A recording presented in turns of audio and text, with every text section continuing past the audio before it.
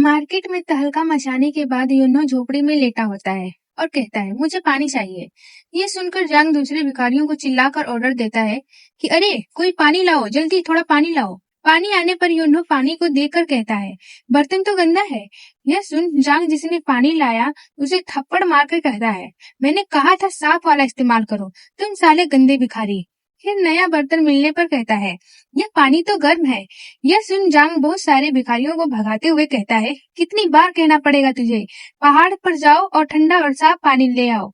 और यूनो जमीन पर लेटकर कहता है, यह अच्छा है, बहुत अच्छा। उसे आराम फरमाता देख जांग गुस्से से कांप रहा होता है और असहाय होते हुए मन में कहता है, धत तेरी, मैं हूँ बेगर सेठ का ब्रांच लीडर और मैं एक गंदे आवारा लड़के का नौकर बना हुआ हूँ। पर अगर मैंने उस कमीने को बाहर निकलने दिया तो मेरे लोग भूख से मर जाएंगे। कब आएगी वो जानकारी जो उसने मांगी थी। और यूनो मस्त मजे में लेटे हुए एक चींटी को कहता है, हेलो चींटी आंटी। फिर जांग को कहता है, मेरी पीठ दर्द कर रही है।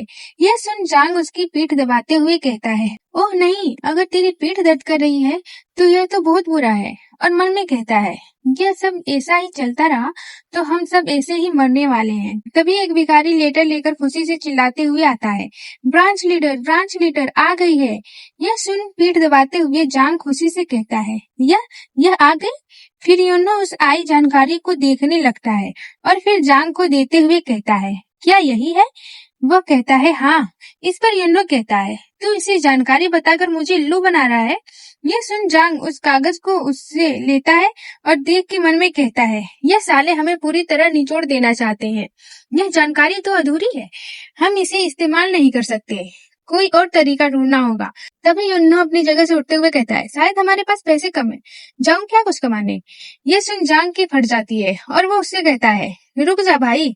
और मन में कहता है, इस भिखारी को रोको, इससे पहले कि कुछ बेवकूफी कर बैठे। फिर यूनो को कहीं और धक्का मार ले जाते हुए जांग उससे कहता है, तुम जैसे नोबल इज्जतदार आदमी को भीख नहीं मांगनी चाहिए, मैं तुम्हें तुम्हारी जरूरी जानकारी देता हूँ। और वह उसे एक महल में ले जाता है और उनके सामने एक हॉट सी लड़की खड़ी होती है। वो जांग को देख कहती है, अरे यह तो हैरानी की बात है, फॉक्स डॉग जांगिल यहाँ आ पहुंचा।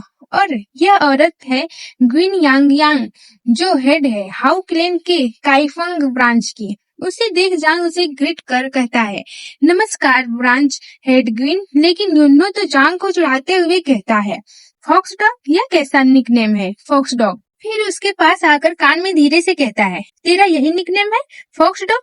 क्या बेवकूफी भरा नाम है, सुनने में भी चंपू जैसा लगता है। ये सुन जांग मन में कहता है, तू साले कमीना। और गुस्सा दबाकर ग्विन को मुझे जानकारी चाहिए कहने की कोशिश कर रहा होता है। वहीं पर यूनो उसे चंपू चंपू कहते हुए चिढ़ा रहा होता है। जांग की बात सुन ग्विन कहती है, क्या अजीब दिन है, बेगर सेठ की काइफंग ब्रांच हाउ क्लेन से जानकारी लेने आई है। तुम्हें पता होना चाहिए हम तुम्हारे हमेशा कट्टर दुश्मन रहे, तो माजरा क्या है। इस पर जांग कहता है, यह जानकारी बेगर सेठ नहीं चाहता, मैं एक क्लाइंट को लाया हूँ। लेकिन यूनो अभी भी उसे चंपू चंपू कहते हुए चिढ़ाता है। यह सुन ग्विन ठंडे लहजे में कहती है, क्या तुम मजाक कर रहे हो। फिर यूनो को देख कहती है, तुम कह रहे हो कि यह बेगर सेठ की रिक्वेस्ट भी नहीं है पर क्लाइंट एक भिखारी है। फिर गुस्से से कहती है, क्या तुम हमारा मजाक बना रहे हो या हमें भड़काने की कोशिश कर रहे हो। हम बेगर सेठ को जानकारी नहीं बेचते। यह सुन यूनो जांग को चिढ़ाते हुए रुक जाता है और कहता है, पर मैं बेगर सेठ से नहीं हूँ। वो यह सुन ग्विन वहां से जाते हुए कहती है, अगर तुम यूं ही हमारा मजाक उड़ाते रहे तो हम चुप नहीं बैठेंगे, याद रखना हमारे पास भी सम्मान है। उसे जाता देख यूनो कहता है, क्या हाउ क्लेन एक सूचना समूह नहीं है। यह सुन ग्विन उसकी तरफ मुड़कर देखती है। यूनो आगे अपनी बात कंटिन्यू करते हुए कहता है, और फिर भी तुम यह नहीं जानते कि मैं बेगर सेठ से हूँ या नहीं, और तुम दावा करते हो कि तुम जानकारी बेचकर जिंदा रहते हो। तुम सबसे बुनियादी बातों में ही फेल हो रहे हो, सबसे बुनियादी। यह सुन ग्विन को गुस्सा आने लगता है। तभी वहां पर अजीब सा धुआं आने लगता है और वह गोंगू का नाम चिल्लाती है और कहती है, उस आदमी की पहचान क्या है। उस पर जवाब आता है, कुछ भी पक्का नहीं है, लेकिन वह बेगर सेठ से नहीं है।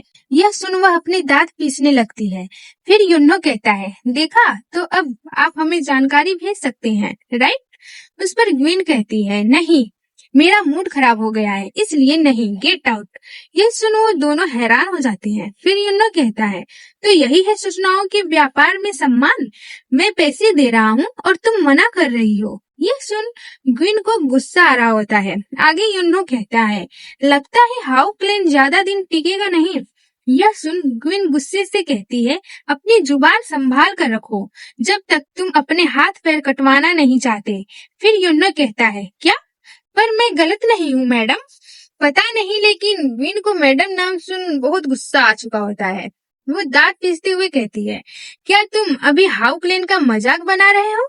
यह सुन यूनो कहता है, यह सुन वो फिर से गुंगू को आवाज देती है और कहती है, इसे सबक सिखाओ। यह सुन एक निंजा लाइट की स्पीड में यूनो पर हमला करने आता है। यह दिग जांग यूनो को बचाने बीच में आने लगता है, लेकिन यूनो उसे एक हाथ से रोक कर उस निंजा के सिर पर एक जोर से मुक्का मार देता है, जिससे वह निंजा सीधा जमीन में धंस जाता है।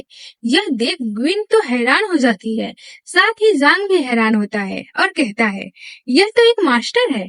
फिर यूनो कहता है, ओह माफ करना, क्या ही कर सकते हैं, जब कोई मुझ पर वार करता है तो मेरी बॉडी अपने आप पलटवार कर देता है।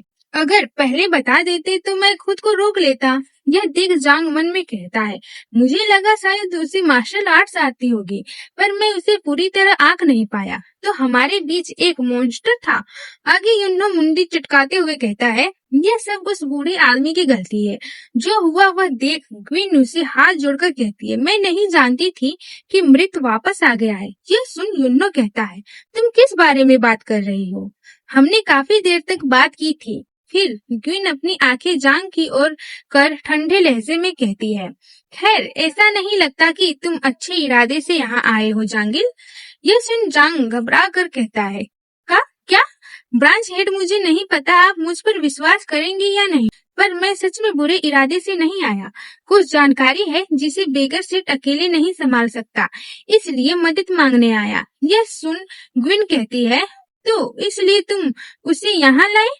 इस पर जांग सहमति जताता है और वही यूनो अपनी धुन में उस बेहोश पड़े निंजा को साइड में खींच के ले जा रहा होता है और कहता है, इंजर्ड पार्टी स्टेप साइड। आगे जांग से ग्विन कहती है, तुमने बस थोड़े से बालों के लिए एक बाघ को खरगोश के बिल में घसीट लिया।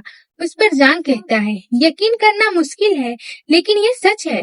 यह सुन ग्विन सीरियस टोन में कहती है, ठीक है, मैं तुम्हारी बात मान लेती हूँ, ब्रांच लीडर ऑफ किफिंग। इस पर जांग थैंक यू कहता है। फिर ग्विन आगे कहती है, लेकिन जानकारी सौंपना एक पूरी तरह अलग बात है।